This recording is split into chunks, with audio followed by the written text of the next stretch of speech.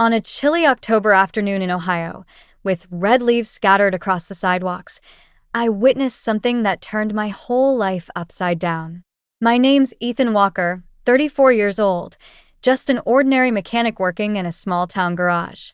Up until that day, I believed my life, though simple, was steady. I had a job that paid the bills, a modest rental home, and a wife I thought would be with me forever. But in one single moment, everything I trusted and crumbled. When I opened the wooden door to our bedroom, I froze. Melissa, my wife, was there with our neighbor, on the same bed where she and I had shared so many memories. That image carved itself into my mind like a scar that'll never heal. And when Melissa saw me, her eyes didn't show shame. They showed annoyance, like I was the one ruining their so-called romantic afternoon. She looked straight at me and said, "Why'd you come home so early, Ethan?" In that moment, my heart stopped. My throat tightened. A sharp pain spread through my chest. I knew right then, the 6 years of marriage I thought were happy had already been dead for a long time. And standing there, I realized this wasn't just about a wife betraying her husband. It was the first crack in a wall that would collapse, leading me to face betrayal from my own flesh and blood, from the very people I thought would always stand by me. And that was only the beginning. Before everything fell apart, my life wasn't flashy, but it gave me a kind of peace I truly valued. Every morning I woke up in our small 2-bedroom rental, sitting on the edge of a little town in central Ohio. It was the kind of neighborhood with white picket fences, lawns that always needed mowing, and neighbors who waved when they took out the trash. Each day, I slipped into my grease-stained work clothes and drove my beat-up Chevy to the garage. I spent hours under cars, listening to engines roar, breathing in the smell of oil and burnt rubber. Most people would hate it, but to me, it felt familiar, almost comforting. I didn't make much, but it was enough to cover rent, groceries, and tuck away a little for the unexpected. More than that, I believed I had a home. Melissa, my college sweetheart, was the heart of it all. Back in those days, we'd sit on a campus bench and dream about a small house with a front porch and big oak trees. In the early years of our marriage, Friday nights meant cheap pizza and old movies we could quote word for word. Even during the rough patches, we found small reasons to laugh. I remember once, the used car I'd bought broke down right in the middle of the highway. It was freezing cold, January wind cutting through us, but Melissa sat next to me with a thin blanket wrapped around her shoulders and said, "As long as I've got you, I'm not scared of anything." Hearing that filled me with this quiet certainty that no matter what the future threw at us, we'd get through it together. As time went on, we started talking about buying a house. Not some fancy place, just a little wooden home with a wide porch where I could put a swing and sip my coffee every morning. It was that classic American dream, simple, but enough to feel happy. That's why, when everything came crashing down, the pain wasn't just about betrayal. It was about losing an entire world I thought was mine. And from that loss, I had to start over from nothing. That afternoon, after a 10-hour shift at the garage, I decided to head home early. Instead of stopping by the bar like I usually did, I went to the corner store, picked up a cheap bottle of wine, and a bunch of sunflowers, the flowers Melissa always said reminded her of summers back in Kentucky, where she grew up. I just wanted to surprise her on our 6th wedding anniversary. The moment I opened the wooden door of our rental, I spotted a pair of unfamiliar shoes by the shelf. My heart started pounding, but I told myself maybe Melissa had a friend over. I climbed the creaky stairs, and that's when I caught a whiff of men's cologne lingering in the air. When the bedroom door swung open, the sight before me made my whole world collapse. Melissa was on the bed, wrapped around our neighbor guy I'd helped change a tire for just months earlier. My hands shook. The wine bottle slipped, shattered on the wooden floor, glass scattering everywhere. Melissa looked up, but there was no fear in her eyes. No shame. Just pure irritation. She pulled the sheet over herself, sat up, and snapped at me. "Why'd you come home so early, Ethan? You ruined everything." Right then, a chill ran down my spine. The brutal truth hit me. Our marriage had been dead for a long time. I'd just been too blind to see it. The weeks that followed were chaos. Melissa pretended to apologize, claimed it was just a one-time mistake. But then I found the texts on her phone messages going back months, proof she'd been cheating on me over and over. When I confronted her, she stood there with her arms crossed, staring me down, and said coldly, "You never gave me what I needed. All you care about are engines. I need a man with more ambition." Her words crushed me. I tried to reason with her, tried to hold on to some kind of hope, but deep down I knew she never really valued me. The divorce was ugly.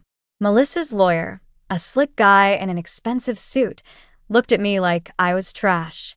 They fought me over everything: the car I'd bought before the marriage, even the tools I needed to make a living. While I struggled to pay legal fees, Melissa walked into court with designer handbags and that arrogant look in her eyes.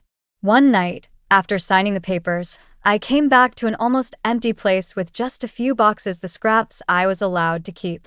I sat in that old chair, staring at the spot where Melissa used to sit, and it felt like the whole world I knew had disappeared. In that moment, I asked myself, how does someone who once swore to walk beside me for life turn into such a stranger? What I didn't know was that this was only the first blow. Because soon, the betrayal wouldn't just come from my wife, it would come from my own family. And that pain cut even deeper. Ever since I was a kid, I always thought me and my little sister, Chloe, would face the world together. Our dad, Harold, walked out when I was 12, and I promised myself I'd step in for him and take care of her. I did odd jobs around the neighborhood to buy Chloe books, took her to the fall festivals at school, and when her bike broke down, I spent an entire evening fixing it so she could ride to class the next morning. But almost 20 years later, when I needed her the most, Chloe turned her back on me. Right after the divorce, I called her. My voice was shaking when I said, "Chloe, I need you. I've got nothing left." And on the other end, I heard this dry little laugh. Then she answered, cold as ice, "You always play the victim. Maybe you push Melissa to find happiness somewhere else. Ever think of that?" My fists clenched so tight my knuckles went white. A chill shot straight down my spine. My own sister, the girl I protected all through childhood, was now echoing the excuses of the woman who betrayed me. It wasn't until later that I learned why. Melissa had been spoiling Chloe with gifts, new shoes, designer clothes, dinners at restaurants I could never afford to take her to. She even promised to introduce Chloe to some wealthy friend of that same neighbor. Chloe bought into the dream, so much that she was willing to trade away her own brother for a shot at that empty fantasy. Not long after, I saw the photos they posted on Instagram. At a beach in Carolina, the very place Melissa and I once dreamed of visiting, but could never afford.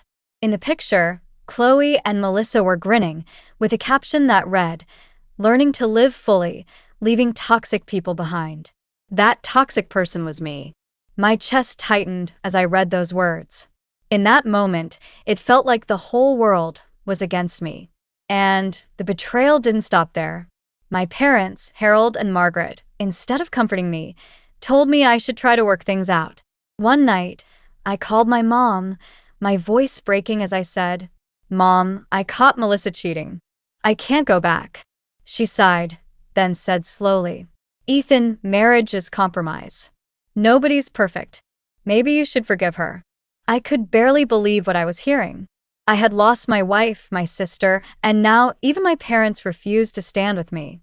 For years, I carried the weight. I brought money home when Dad left. I fixed the porch when it leaked. I was the only one who remembered to call Mom on Mother's Day. And now, the moment I was betrayed, all they could tell me was to just endure a little more. That night, my hands shook and I felt completely alone. It wasn't just the loss of a marriage, it was the collapse of my faith in family. And in that moment, I knew one thing for sure. From here on out, I could only rely on myself. After the court ruled, I walked out of that rental house with nothing but a few boxes and a pile of lawyers' bills. I found a cheap apartment on the south side of town. It was in an old complex with stained walls, hallways that always smelled like cigarette smoke and overused fried food. The moment I stepped inside, the damp, musty air hit me. The place was so small I could reach the stove, the bed, and the window without moving my feet. Water stains marked the ceiling, and every time the upstairs neighbor turned on the shower, cold drops leaked through a crack above my bathroom. I thought about the home I'd once dreamed of with Melissa porch and big oak trees, and then looked at that cramped apartment. My chest tightened like someone was squeezing it. Every night, I lay on a sunken mattress, listening to sirens wail outside, wondering when exactly I'd lost it all. 6 months ago, I still had a family. Now I had nothing but 4 cold walls. One February afternoon, snow covered the parking lot as I carried my basket into the store to grab some ramen and cheap coffee. While I bent down to pick the lowest price stuff, a familiar voice spoke behind me. I looked up and saw Chloe pushing a cart piled with expensive snacks. She walked over, her eyes flashing with fake sympathy. "Wow, you look awful," she said, glancing at my basket. "You really live like this? I guess Melissa was right, you never took care of anyone but yourself." I swallowed hard, trying to stay calm. I just nodded, ready to walk away, when she leaned closer and lowered her voice like she was sharing a secret. "You know, Melissa told me everything about why the marriage fell apart. Maybe if you'd cared about her more, things would have been different." Right then, my body shook and my head spun. My own sister, the one I'd sacrificed so much for, was staring me in the eye, hinting that I deserved to be betrayed. I didn't answer. I just set the basket down and walked out. The icy air hit my face, but I barely felt it. My heart was pounding, and my mind went strangely blank. That night, I sat in the dark apartment, staring at the stained wall, and it hit me. No one was coming to save me. No family. No partner. I was completely alone. In that moment, I sank into a sadness I couldn't even name. But at the same time, a tiny thought flickered inside me. Either I let myself waste away here, or I start over, even if it means starting from zero. The night after that humiliating run-in with Chloe at the store, I sat on the sagging mattress in my cramped apartment. Winter wind hissed through the cracks of the old window, cutting straight to my bones. I stared at the stained walls around me and wondered, is this really all that's left of me? Right then, a slow, simmering anger rose up inside me. Angry at Melissa. Angry at Chloe. Angry at my parents. But most of all, angry at myself for letting my life hit rock bottom. I clenched my fists and whispered to myself, "No, I'm not ending here. If I have to rebuild from the rubble, I will. And this time, nobody's taking it away from me." The very next morning, I started a new routine, almost brutal on my body. Up at 5 a.m., heading down to the dingy little gym on the first floor, just one squeaky treadmill and a few rusty dumbbells. By 6:30, I was at the garage, unlocking the doors, wiping oil off the floor before customers arrived. I worked 12 to 14 hours a day, sometimes longer if an emergency came in. When I closed the garage late at night, I'd grab a takeout box, sit down in front of my old laptop, and log into online classes on accounting and business management. The flickering yellow desk lamp cast a dull glow while my eyes burned, but I kept going. Some nights I was so exhausted I'd fall asleep right on the keyboard, waking up with the imprint on my cheek. But the next day, I did it all over again. Weekends weren't for resting. I took extra repair jobs for regular customers, changing brakes, swapping oil right in the parking lot. Sometimes snow fell so hard my hands went numb, and I could barely hold the wrench, but I pushed through. It wasn't all legal, but every dollar I earned was another brick in my rebuilding plan. There were nights my body felt broken, and I'd find myself crying without even realizing it. Tears mixed with sweat, dripping onto the keyboard. But then I'd take a deep breath, swallow hard, and tell myself, keep going. One day, you'll have your own house, a place no one can take away. At first, the online lessons felt like torture. I'd never been great at school, and trying to read balance sheets after 12 hours of hard labor made my head spin. Once I took a practice test and scored so low the instructor emailed me to ask if something was wrong. It felt like failing all over again. But I didn't quit. I printed flashcards and taped them to the walls. I watched lectures while waiting for customers at the garage. I practiced until the numbers and formulas felt familiar. Each time I understood a little more, a small spark of hope lit up inside me. There was no one cheering me on. No parents, no sister, no wife. But strangely, the lonelier it got, the clearer one truth became: I didn't need anyone else to stand tall. That's when I set my first big goal: buy a house of my own. Not fancy, not big, just mine. A place I could walk into and know I'd taken my life back with my own two hands. The days rolled by in that brutal routine, and slowly, my hard work started to get noticed.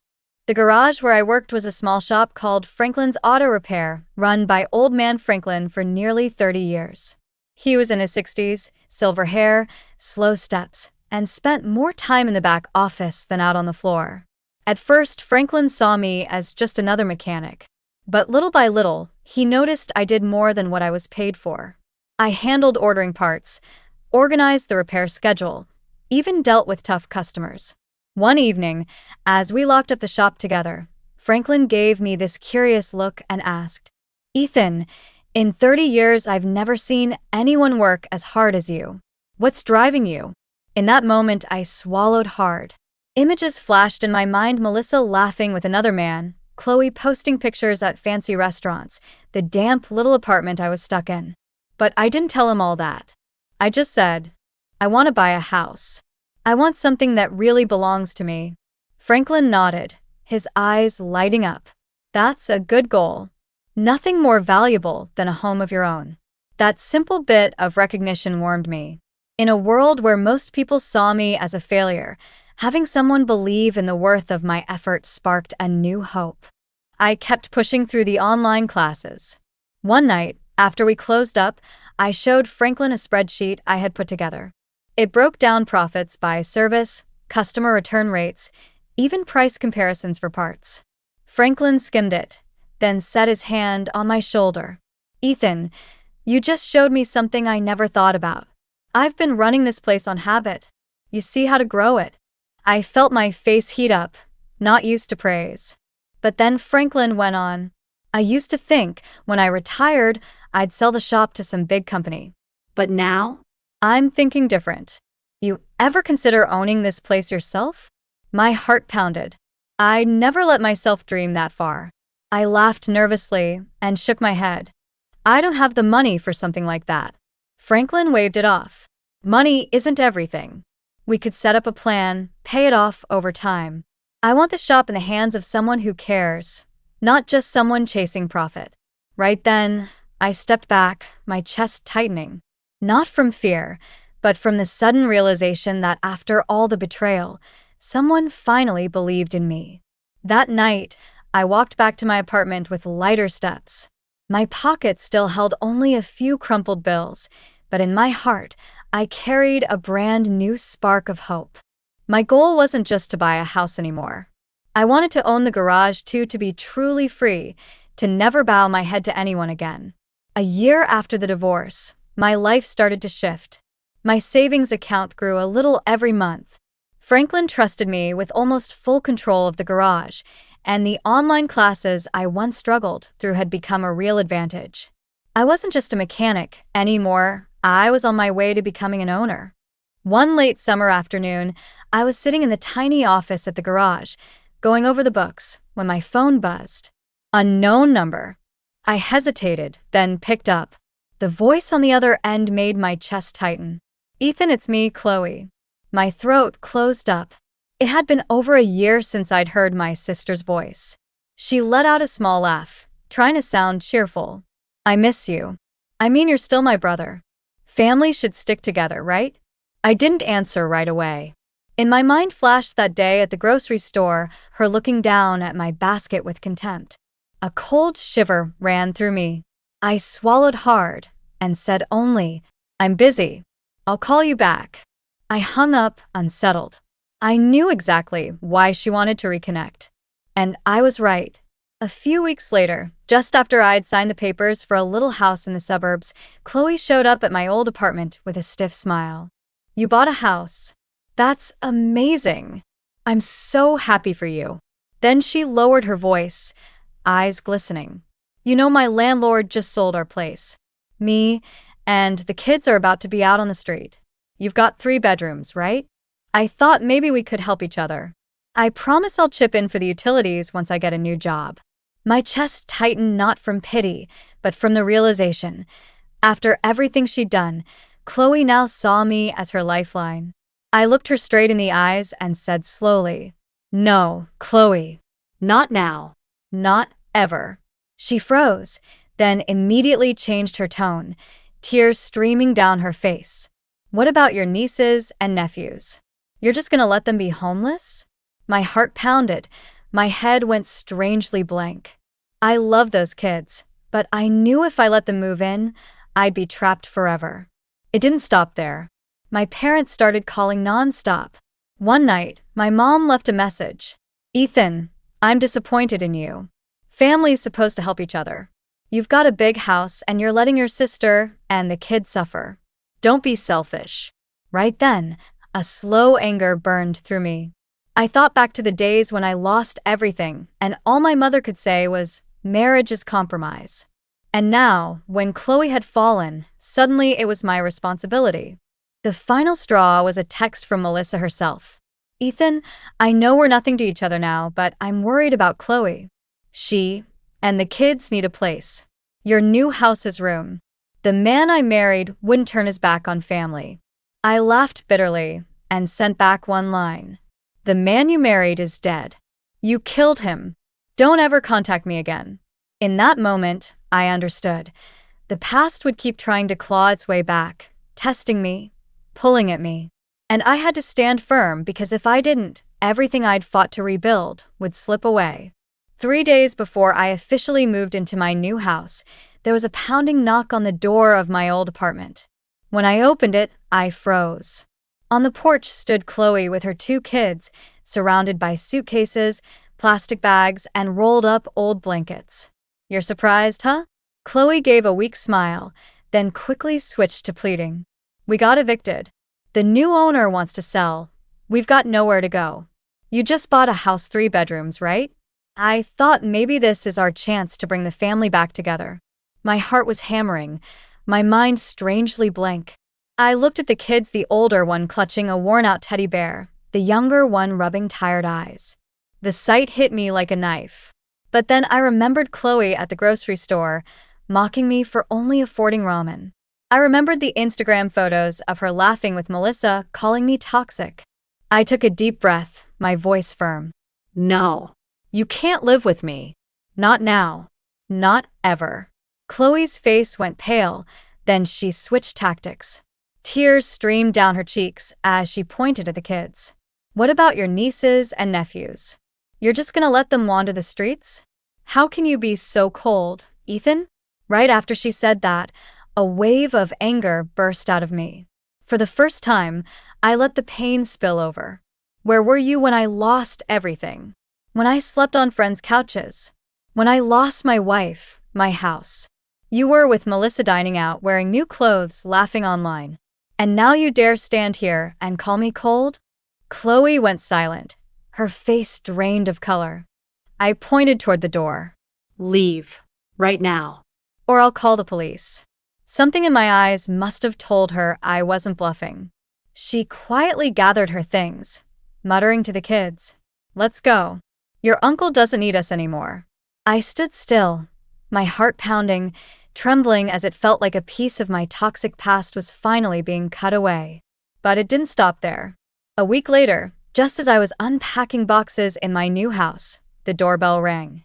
I opened it to find my parents, Harold and Margaret, standing on the porch. My father's face was red, my mother's arms crossed, her eyes cold. "We need to talk," Mom said, walking right in like the house was still hers. Dad followed, growling. "Our daughter needs help. A good son wouldn't turn his back on his sister in her time of need." I let out a bitter laugh. "Funny. When I lost everything, who helped me? When I was betrayed, who stood by me? Nobody. And now you expect me to rescue her?" "Why?" Mom's voice hardened. "That's different. You're a man. You can handle yourself. Chloe has 2 young kids. You're responsible for them." In that instant, I stepped back, my mind spinning. It all clicked. They never really saw me as a person with feelings, just a pillar to sacrifice. I looked straight into their eyes and said, my voice steady, "You're right. I'm not the son you raised anymore. That boy let himself get walked on, let his family use him. But that's over. From now on, I'm living for myself. And you need to leave this house." Silence hung thick in the air. Then my father snapped, "You're selfish. Money's changed you. You're not our son anymore." I nodded. I know. And it feels like freedom. I opened the door and gestured. They stared at me, furious, then walked out. When the door shut, I leaned against it, my chest tight but my heart filled with relief. One chilly autumn night, with the cold wind sweeping through the rows of suburban houses, I came home after a long shift at the garage. On the front steps, under the faint yellow porch light, someone was huddled up.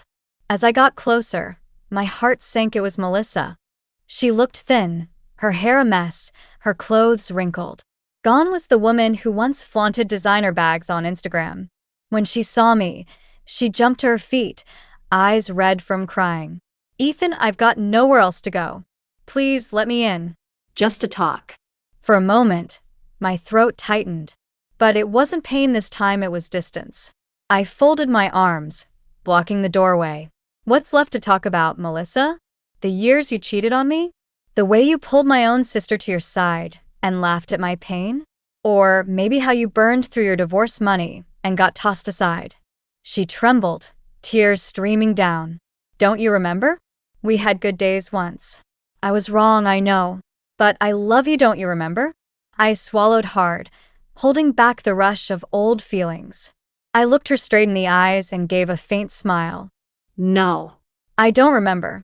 The man who loved you died the moment I walked into that room. And he's never coming back." I closed the door.